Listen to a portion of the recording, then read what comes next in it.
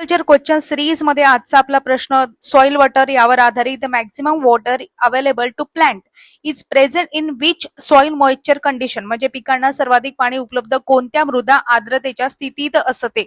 Option दिलेले आहेत hygroscopic water, capillary water, gravitational water आणि केमिकली कंबाईन वॉटर.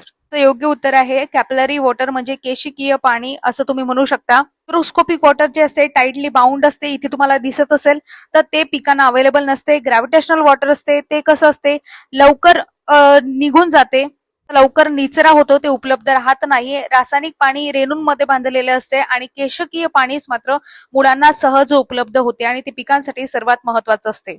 ही detail analysis आपण आपल्या टेस्ट सिरीज मध्ये घेतलेला आहे. यासाठी तुम्ही आपलं स्पर्धा विश्व ऑफिशियल हे टेलिग्राम चॅनल जॉईन करू शकता, ऍप डाउनलोड करू शकता. स्पर्धा विश्व या नावाने आहे.